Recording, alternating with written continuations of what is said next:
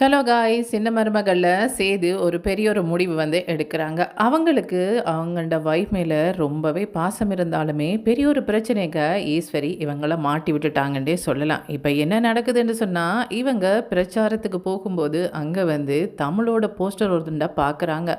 தமிழோட படம் போட்டிருக்கே ஒழிய, ஆனால் எழுதியிருக்கிறது எல்லாமே சேது குடும்பத்துக்கு எதிராக தான் வந்து எழுதியிருக்கு. என்ன மாதிரி எழுதியிருக்கிறாங்கன்னு சொன்னால், இவங்க குடும்பத்தில் இருக்க மட்டும் அந்த பொண்ணு ரொம்பவே கஷ்டப்பட்டுட்டு இருந்தாங்க. ரொம்பவே கொடுமைப்படுத்திட்டு இருந்தாங்க. ஆனா, இப்ப ரொம்ப நல்லா இருக்கிறாங்க. எல்லாமே வந்து அவங்களுக்கு இனிமேல் கிடைக்க போகுது. எல்லாத்துக்குமே வந்து அந்த சேது குடும்பம் தண்டனை இனிமேல் அனுபவிக்க போகுது. இந்த மாரி வந்து தமிழ்ச்செல்விய வாழ்த்தியும், அதே மாரி சேதுவ வந்து அவமானப்படுத்துற மாதிரி நிறைய விஷயங்கள் எழுதியிருந்தது. இதுக்கு முக்கிய காரணமே யாருன்னு சொன்னா ஈஸ்வரி தான். ஈஸ்வரி தான் வந்து தன்னுடைய ஃப்ரெண்டுக்கு சொல்றாங்க, "இங்க பாரு, சேது கடைசி வரைக்கும் அந்த தமிழ மன்னிக்கவே கூடாது. அது மட்டும் இல்லாம அவன் தன்னுடைய வாழ்க்கையில இருந்து தமிழ தூக்கி எறிஞ்சிடணும். இதுக்கு ஒரு முக்கியமான வேலை உண்டு, நீ பார்க்கணும்" என்ற மாதிரி வந்து சொல்கிறாங்க. என்னக்கா, என்ன வேலை பார்க்கணும் என்ற மாதிரி வந்து அவங்களோட ஃப்ரெண்டு கேட்குறாங்க.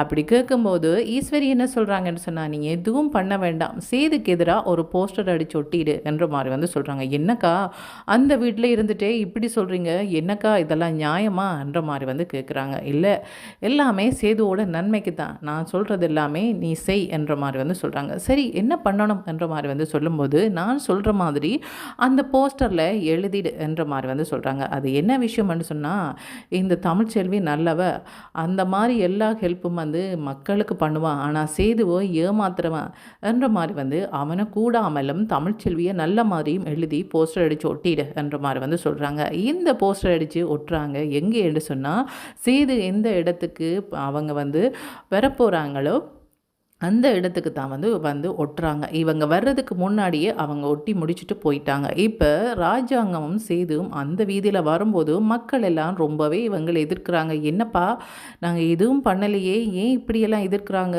நேற்று இந்த இடத்துல வரும்போது ரொம்பவே ஆதரவாக இருந்தாங்க, இன்றைக்கி எதுக்கு எதிர்க்கிறாங்க என்ற மாதிரி வந்து ராஜாங்கம் சேதுவை பார்க்குறாங்க. அதுதானப்பா எனக்கு தெரியலை, இந்த மாதிரியெல்லாம் பண்ணக்கூடியவங்க இல்லையே, இவங்க எல்லாரும் தான் நாங்கள் வந்து உங்களுக்கு தான் ஓட் பண்ணுவோம்னு சொன்னவங்களாச்சே, இப்போ எங்களோட முகத்தை பார்க்கவே விருப்பம் இல்லாமல் கதவை சாத்திட்டு போகிறாங்களே, அப்படி என்னப்பா நாங்கள் பண்ணிட்டோம் என்ற மாதிரி வந்து சொல்கிறாங்க. இப்படி சொல்லும்போது தான் கருப்பு ஓடி வந்து சொல்கிறாங்க, சேது இங்கே என்ன நடந்துட்டுருக்கு தெரியுமா? அதாவது உன்னை பற்றி தப்பு தப்பாக எல்லாம் எழுதி போஸ்டர் அடிச்சு ஒட்டி இருக்கிறாங்க.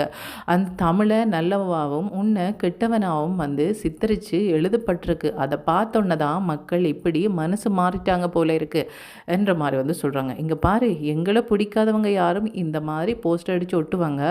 அதை பார்த்துட்டு எங்களை வெறுக்கிறதா? யார் அதை பண்ணது? வா பார்க்கலாமன்னுட்டு இவங்க போய் வாசிக்கிறாங்க. வாசித்தோன்னே இவங்களுக்கு பயங்கர கோபம் வந்துட்டுது. அந்த போஸ்டரை வந்து கிழிக்கிறாங்க. கிழிச்சிட்டு என்ன சொல்கிறாங்கன்னு சொன்னால், எங்கேயெல்லாம் இந்த மாதிரி போஸ்டர் ஒட்டி இருக்கோ அதெல்லாம் கிழிக்கணும் என்ற மாதிரி வந்து சொல்கிறாங்க. அதுக்கப்புறமா தான் நான் பிரச்சாரம் பண்ணவே வருவேன் என்ற மாதிரி வந்து சொன்னோன்னே, சரி என்று சொல்லி அவங்களோட தொண்டர்கள் எல்லாருமே என்ன பண்ணுறாங்கன்னு சொன்னால், அந்த போஸ்டர் எல்லாத்தையுமே கிழிக்கிறாங்க. கிழிச்ச உடனேயும் வந்து சேதுக்கு வந்து கோபம் தீரலை. என்ன அவ்வளவு திமிரா இவளுக்கு, நான் கொஞ்சமாவது இறக்கப்பட்டு அவளை திரும்ப என்னுடைய வாழ்க்கையில் சேர்த்து கொள்ளலாமான்னு நினச்சேன். ஆனால் அவளோட செயற்பாடுகள் எல்லாம் பார்க்கும்போது வாழ்க்கையில் என்றைக்குமே இவளை சேர்க்கக்கூடாது போல இருக்கு என்ற மாதிரி வந்து சொல்கிறாங்க. சொல்லிட்டு ராஜாங்கத்துக்கு என்ன சொல்கிறாங்கன்னு சொன்னால், அப்பா, இன்றைக்கு நான் பிரச்சாரம் பண்ணுறதா இல்லை, எனக்கு அதை விட முக்கியமான ஒரு வேலை இருக்குது என்ற மாதிரி வந்து சொல்கிறாங்க. எங்கப்பா போகிற, இன்னும் கொஞ்ச நாள் தானே எலெக்ஷனுக்கு இருக்குது என்ற மாதிரி வந்து சொல்கிறாங்க. இருக்கட்டும் அப்பா, எப்படி இருந்தாலும் பரவாயில்ல, இன்றைய நிலைமையில் நான் வந்து பிரச்சாரம் பண்ணுறதா இல்லை என்று சொல்லிட்டு அவங்க என்ன பண்ணுறாங்க என்று சொன்னால், தமிழை தேடி போகிறாங்க. என்ன நினச்சிட்ருக்கிற, என்னை பற்றி கேவலமாக எழுதி தான் நீ எலெக்ஷனில் ஜெயிக்கணுமென்று நினைக்கிறியா? ஏன் உண்மையில் உனக்கு வந்து நம்பிக்கை இல்லையா? அது சரி, நீ எங்கே மக்களுக்கு ஏதாவது நல்லது பண்ணியிருக்கிறியா? மக்களுக்கு நல்லது பண்ணினவங்களுக்கே ஓட் விழுகிறது கஷ்டம். அப்படி இருக்கும்போது நீ எந்த நல்லதும் பண்ணாமல் ஓட் எடுக்கணும்னு சொன்னால் கஷ்டமான விஷயம் தானே. அதுக்காக யார் வின் பண்ணுவாங்களோ அவங்கள கூடாமல் எல்லாம் எழுதி இந்த மாதிரி போஸ்டர் அடித்து நீ வந்து வின் பண்ணலாம்னு நினச்சியா? அது நடக்கவே நடக்காது என்ற மாதிரி வந்து சொல்கிறாங்க. அப்படி சொல்லிட்டு ஒரு வார்த்தை சொல்கிறாங்க. என்னன்னு சொன்னா, "இங்க பாரு, என்னமோ தெரிஞ்சோ தெரியாமலோ இந்த மாதிரியான விஷயத்தெல்லாம் பண்ணிட்ட. என்றைக்காவது ஒரு நாள் தமிழ் தேடி வந்து மன்னிப்பு கேட்டா, சரி மன்னிச்சு தொலைச்சிடலாம்ன்ட்டு தான் நான் நினச்சேன். ஆனால் உன்னை போல ஒரு ஆளை நான் மன்னிக்கிறதாவே இல்லை. என்னுடைய வாழ்க்கையிலே நீ இருக்க தகுதி இல்லாதவள்" என்ற மாதிரி வந்து சொல்கிறாங்க. அப்படி சொல்லும்போது வந்து தமிழ் என்ன சொல்கிறாங்கன்னு சொன்னால், "நீங்கள் இப்போ சொன்னதை திரும்ப சொல்ல முடியுமா?" என்ற மாதிரி வந்து கேட்குறாங்க. "ஏன் உனக்கு கேட்கலையா? அல்லது கேட்காத மாதிரி நடிக்கிறியா?" என்ற மாதிரி வந்து கேட்குறாங்க. "இல்லை இல்லை, நீங்கள் சொன்ன விஷயத்த திரும்பவுமே எனக்கு கேட்கணும் போல இருக்குது. அதுக்கு தான் ஒருவேளை நான் தப்பாக புரிஞ்சிட்டனோ தெரியாது இல்லையா, அதனால தான் நான் கேட்குறேன்" என்ற மாதிரி வந்து சொல்கிறாங்க. இப்படி சொல்லும்போது சேது என்ன சொல்கிறாங்கன்னு சொன்னால், "நீ மன்னிப்பு கேட்டாலும் மன்னிக்கிற நிலையில் நான் இல்லை, இதைத்தான் சொன்னேன்" என்ற மாதிரி வந்து சொல்கிறாங்க. "என்னது மன்னிப்பா? நானா உங்கள்கிட்ட வந்து கேட்பேனா? யார் அப்படி சொன்னது? நான் எப்போவுமே உங்களை தேடி வந்து மன்னிப்பு கேட்கவே மாட்டேன். நான் மட்டுமில்லை, என்னுடைய தலை முடி கூட அந்த வீட்டு வாசலுக்கு வராது" என்ற மாதிரி வந்து சொல்கிறாங்க. "நீங்கள் உங்களோட கற்பனையை வேறு யார்கிட்டையும் போய் சொல்லி பாருங்கள், எனக்கு சொல்லாதீங்க. நீங்கள் இந்த மாதிரி சொன்னோன்னே நான் அச்சச்சோ இவங்க என்ன விட்டுட்டு போகிறாங்களே, இனி என்ன பண்ணுறது என்று யோசிச்சுட்டே அப்படியே பயந்துட்டு உட்காந்துருப்பேன் நினச்சிங்களா? உங்களை விட்டு விலத்தி எவ்வளவோ நாளாச்சு. என்றைக்கு அந்த வீட்டு படி தாண்டினேனோ அன்றைக்கே நான் மறந்துட்டேன். அதுக்கப்புறமா எந்த நினைவும் இல்லை. அது மட்டும் இல்லாமல் உங்களோட சம்மந்தப்பட்ட எந்த பொருளும் என்னுடைய வீட்டிலேயே இல்லை" என்ற மாதிரி வந்து சொல்லிட்டு அவங்க பாட்டுக்கு போகிறாங்க. இப்படி இவங்க சொல்கிறவாங்கன்னு கொஞ்சம் கூட சேது எதிர்பார்க்கல. சேதுக்கு இன்னுமே பயங்கர கோபம் வந்துட்டுது. கோபத்தோட அவங்க வீட்டுக்கு போகிறாங்க. போகும்போது ஈஸ்வரிக்கு தெரியும், ஏற்கனவே பெரிய ஒரு விஷயத்த இவங்களுக்கு கொளுத்தி போட்டாச்சு. அதனால் பயங்கர கோபத்தோடு தான் சேது வருவாங்கன்னு தெரிஞ்சு ஈஸ்வரி வாசலில் காத்துட்ருக்குறாங்க. என்ன இந்நேரத்துக்கு சேது வந்திருக்கணுமே, இன்னும் வரலையே, அவ்வளோ தூரத்துக்கு பிரச்சனை பெருசாகுதோ என்ற மாதிரி வந்து அவங்க பார்த்துட்ருக்குறாங்க. அப்படி இருக்கும்போது சேது வாசலில் வராங்க. வந்தோடனே, "என்னப்பா சேது உடனுமே வந்துட்ட, இன்றைக்கு பிரச்சாரம் எதுக்கும் போகலையா?" என்ற மாதிரி வந்து கேட்குறாங்க. இப்படி கேட்கும்போது சேதுக்கு கோவம் வந்துட்டுது. சேது என்ன சொல்கிறாங்கன்னு சொன்னால், பிரச்சாரம் பண்ணுற மாதிரியே அவளோட காரியமெல்லாம் இருக்குது. நாம் நம்மளோட வேலையை பார்த்தா கூட அவள் விடுறதா இல்லை. திரத்தி திரத்தி எங்களை கேவலமாகலாம் எழுதி போஸ்டர் அடிச்சு ஒட்டி வச்சிருக்கிறா என்ற மாதிரி வந்து சொல்கிறாங்க. இப்படி சொல்லும்போது ஈஸ்வரிக்கு மனசுக்கு சந்தோஷம். அதாவது நான் என்ன நினைச்சேனோ அது அப்படியே நடக்குது என்ற மாதிரி வந்து நினைக்கிறாங்க. நினச்சிட்டு என்ன சொல்கிறாங்கன்னு சொன்னால், இனிமேல் நான் பிரச்சாரத்துக்கு போகிறதா இல்லை. மக்கள் எல்லாருமே வந்து எங்களை எதிர்க்கிற அளவில் அவளோட செயற்பாடுகள் இருக்குது. இப்படி இருக்கும்போது தினம் தினம் போய் அதில் அவமானப்பட்டு திரும்ப நான் விரும்பலை என்ற மாதிரி வந்து சொல்கிறாங்க. "என்னப்பா செய்து, நேற்று வந்தவ அவக்காக நீ இந்த மாதிரியான விஷயத்துக்கு வந்து பயப்படலாமா? அவளே பயப்படாமல் இருக்கும்போது நீ எதுக்குப்பா பயப்படுற?" என்ற மாதிரி வந்து சொல்கிறாங்க. "நான் அவளுக்கு பயப்படலை, அவள் செய்கிற பொய்யான விஷயத்துக்கு தான் நான் பயப்படுறேன். இப்படி பொய்யான விஷயங்களை மக்கள் மத்தியில் பரப்பினா அவங்க எப்படி எங்களுக்கு ஓட் பண்ணுவாங்க?" என்ற மாதிரி வந்து செய்து சொல்கிறாங்க. "இங்கே பாரு, இதுக்கெல்லாம் ஒரு சரியான ஒரு விஷயம் இருக்குது. அதை நான் சொல்கிறேன். நீ அதன்படி பண்ணினேன்னு சொன்னால் வாழ்க்கை முழுக்க நீ அவளை நினச்சி பயப்படவே தேவையில்லை" என்ற மாதிரி வந்து சொல்கிறாங்க. சொல்லிட்டு என்ன சொல்கிறாங்கன்னு சொன்னால், "இப்போதைக்கு நீ என்ன பண்ணேன்னு சொன்னால் பிரச்சாரம் பண்ண போ. முதல்ல இந்த தேர்தலை ஜெயிச்சு காட்டு. அப்புறமா அவளை வேண்டாமண்டு உன் வாழ்க்கையிலேருந்தே ஒதுக்கி விட்டுடு. இப்படிப்பட்ட ஒருத்தி உனக்கு தேவையே இல்லை. நீ நல்லா வரக்கூடாது, நீ முன்னேறக்கூடாதுன்னு நினைக்கிறவ கூட இருந்தால் என்ன பண்ணுவான்னு கற்பனையே பண்ணி பார்க்க முடியாமல் இருக்குது. அப்படி ஒரு கேடு கெட்டவ உனக்கு தேவையில்லை. முதல்ல நீ இந்த தேர்தலில் வந்து ஜெயிச்சிடு. அப்புறமா அவளுக்கு டிவோர்ஸ் கொடுத்துடு. அதுக்கப்புறமா அவள் யாரோ நீ யாரோ. அதுக்கப்புறமா நீ என்ன பண்ணேன்னு சொன்னால், உன்னை எந்த பொண்ணுக்கு நல்லா பிடிச்சிருக்கோ அந்த பொண்ணை கல்யாணம் பண்ணி என்று சொன்னால் உன்னுடைய வாழ்க்கை ரொம்ப நல்லா இருக்கும். ஏன்னு சொன்னால் அவங்க விருப்பப்பட்டு தானே உன்னை கல்யாணம் பண்ண வராங்க. அதனால் ஒரு நாளுமே அவங்க உன்னை விட்டு போகவே மாட்டாங்க. இது அப்படி கிடையாது. நீயா போய் தேடி போய் கல்யாணம் பண்ண போகிறேன்னு கேட்டால் அவங்க என்ன இவ தேடி நடுக வந்துட்டே இருப்பாங்க அண்டு திமிராக பேசிட்டு தான் இருப்பாங்க.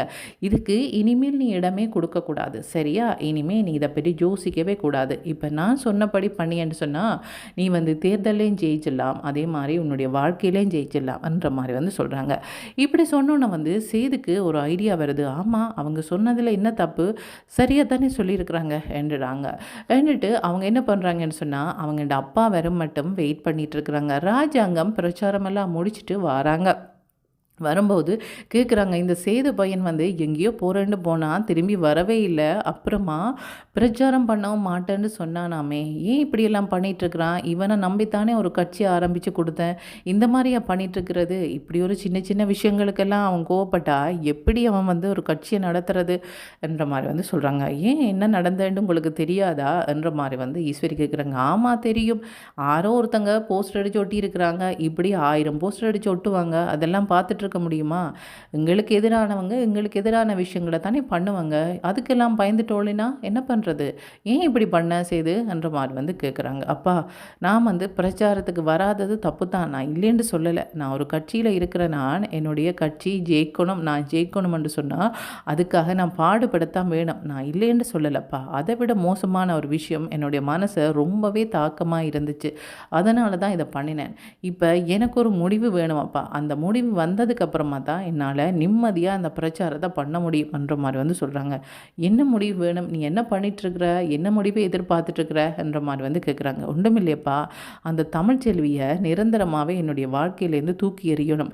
தமிழ்ச்செல்விக்கு டிவோர்ஸ் குடுத்துட்டேன்னு சொன்னா, நான் நிம்மதியா இருப்பேன் என்ற மாரி வந்து சொல்றாங்க. ஏனப்பா, இப்ப எலக்ஷன் டைம்ன்ட்டு உனக்கு தெரியாதா? இந்த நேரத்தில எதுக்கு இத பற்றியெல்லாம் பேசிட்டுருக்கிற? உனக்கு விருப்பம்ன்னு சொன்னா எலக்ஷன் எல்லாம் முடியட்டுக்கும். அதுக்கப்புறமா உனக்கு என்ன விருப்பமோ அத பண்ணு. இப்ப அத பற்றிலாம் யோசிக்காத. இப்ப அத பற்றி பேசினா உனக்கு தான் பிரச்சனை என்ற மாரி வந்து சொல்றாங்க. இல்லப்பா, நான் ஒவ்வொரு நாளும் பிரச்சாரத்துக்கு போகும்போது ஒவ்வொரு பிரச்சனையும் நான் பார்த்துட்டுருக்கிறேன். எல்லாமே இந்த தமிழ்ச்செல்வியால தான். ஆனா மற்றவங்க எல்லாருமே வந்து ஏன் இந்த மாரியெல்லாம் பண்றீங்கன்னு சொல்லி அவள பார்த்து கேள்வி கேட்கல. என்ன தானே கேள்வி கேட்குறாங்க. நான் எந்த தப்பும் பண்ணாம ஏன்பா இந்த மாரியான விஷயத்த அனுபவிக்கணும் என்ற மாரி வந்து சொல்றாங்க.